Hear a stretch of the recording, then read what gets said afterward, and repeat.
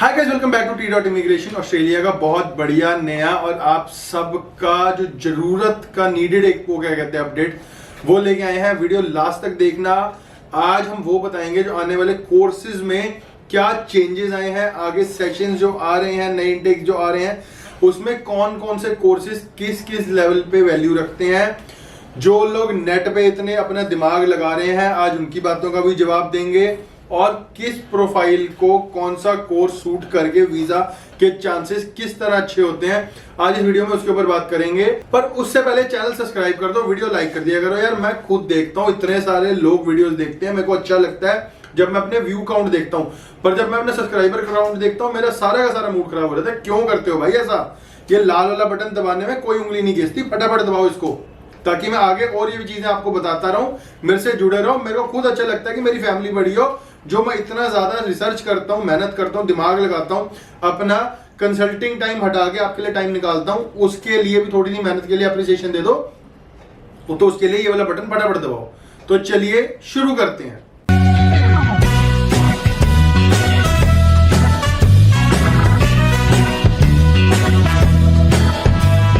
Australia में जब आगे सबसे बड़ा फेब मार्च इनटेक आ रहा है, उसके बाद जून जुलाई आ रहा है। आपको पता है कि सिर्फ 22 पास आउट ले रहे हैं, 21 पास आउट भी नहीं ले रहे। अब 22 पास आउट वाले बच्चों को किन चीज़ों का ध्यान रखना है सबसे ज़्यादा? पहले ये था कि 2, 5.5, 2.6 में आपके वीज़ास आ रहे थे, बट अभी भी वो वीज़ास आ रहे हैं। मैं हमेशा ये कहता हूँ कि जितना ज़्यादा आप अपनी प्रोफाइल को प्रीमियम करोगे, उतना ज़्यादा ऑस्ट्रेलिया में वीज़ा मिलने के चांसेस हैं। कनाडा में तो चांस आपको पता है, एक रिफ्यूजल डल जाए तो आप दूसरे पे अप्लाई कर दो, एसओपी कवर लेटर चेंज करके, उस पर भी रिफ्यूजल लग जाए तो कॉलेज कोर्स चेंज करके, पूरी प्रोफाइल चेंज करके, नई चीजें, नए एसओपी और पूरी नए सिरे से फाइल रेडी करके लगा सकते हो चांस लेने के लिए। उसमें भी नहीं आए तो आप थर्ड टाइम भी ये काम कर सकते हो। तो कनाडा और ऑस्ट्रेलिया में यही फर्क है। बट ऑस्ट्रेलिया को अगर हम स्पेसिफिकली देखें तो एक रिफ्यूजल आपके रास्ते 90% बंद कर देते हैं। क्यों?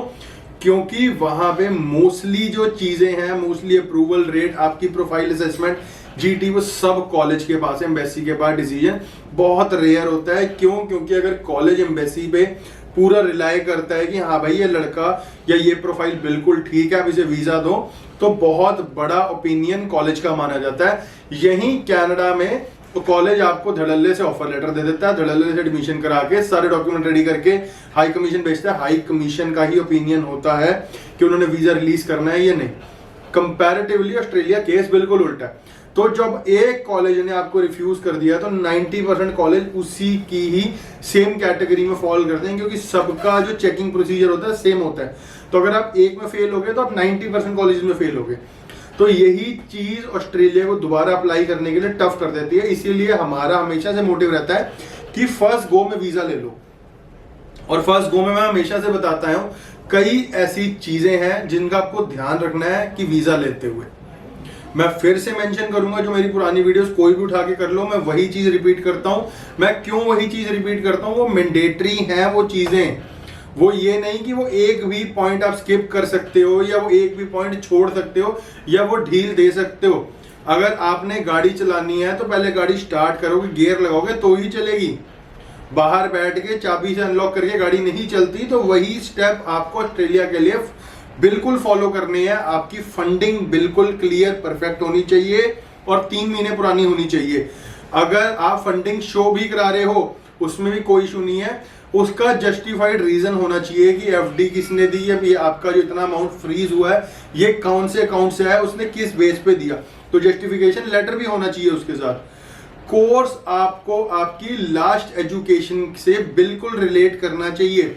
अगर आपने 12th में कोई भी एजुकेशन करी है, आर्ट्स करी है या इकोनॉमिक्स पढ़ी है या आपने नॉन मेडिकल पढ़ी है, उसके रेलिवेंट कोर्सेज ही आप लोगे। ये नहीं कि आर्ट्स वाला मेडिकल के कोर्स लेके जा रहा है, या नॉन मेड वाला होटल मैनेजमेंट लेके जा रहा है, या कॉमर्स वाला सोच रहा है कि यार अभी तो मैं होटल मैनेजमेंट ले लेता हूँ, वहां जाके मैं फाइनेंस में डाल दूंगा। ऐसा नहीं है, चांस नहीं ले सकते ऑस्ट्रेलिया में।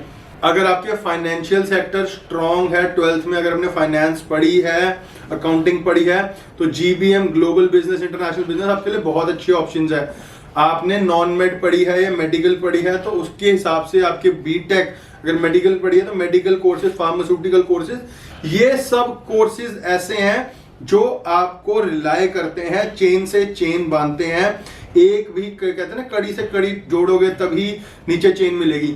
वो कड़ियां जोड़ जोड़ के हमें उस चेन को उस एंड तक लेके जाना है जहां पे वो वीजा ग्रांटेड आता है आपका लिखा हुआ। वो सेक्टर तक पहुंचने के लिए जो पहले आपको इतना रास्ता कवर करना है, उसकी एजुकेशन आपको यहीं से मिलेगी। हम हमेशा से बताते हैं, ये नंबर आपके सामने लिखे हैं, इस पे कॉल करो। कुछ भी चेंजेस या कुछ भी आपको प्रोफाइल में आपके इश्यूज हैं, हम आपके लिए हमेशा बैठे हैं। फंडिंग का इशू हम आपका दूर कर सकते हैं, कोई कोर्स सिलेक्शन हम उसका दूर कर सकते हैं, गैप जस्टिफिकेशन चाहिए, हम उनकी चीजें भी आपके लिए दूर कर सकते हैं।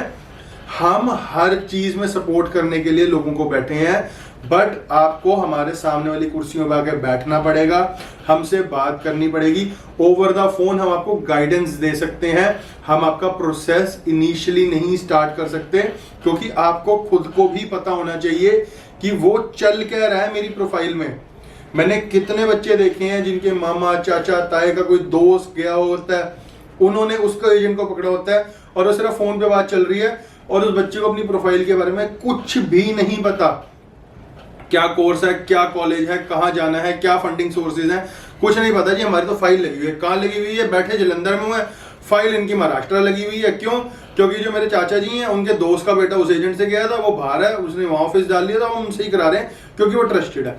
वो ट्रस्ट फैक्टर जो था वो चले गए हैं।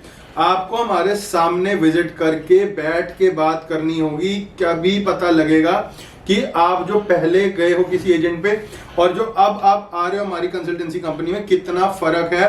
क्यों? क्योंकि मेन चीज होती है visibility in your file, transparency in your file.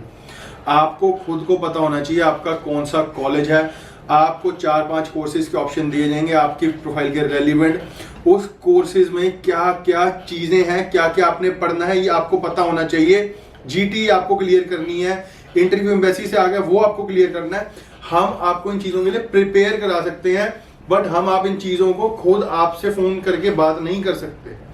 तो ये चीजें हमेशा से मैं बताता हूं। ऑस्ट्रेलिया वही बच्चा जाए जो अपनी प्रोफाइल पे सीरियसली कंसंट्रेट करना चाहता है, अपनी प्रोफाइल को लेके सीरियस है। और जो बच्चा ऑस्ट्रेलिया रिफ्यूज हो चुका है वो मायूस ना हुए, क्योंकि मेरे को पता है बीच में वो सीजन आया था जब रिफ्यूजलें भर भर के आई थी। हमारे पास यूरोप के रेजिडेंसी परमिट भी हैं, वर्क परमिट्स भी हैं, हमारे पास यूके के ऑप्शंस भी हैं, हमारे पास पैकेजेस ऑप्शन भी हैं, बहुत कुछ है। तभी मैं कहता हूं यार, देखने में किताब छोटी है, अंदर खोलोगे बहुत नॉलेज है।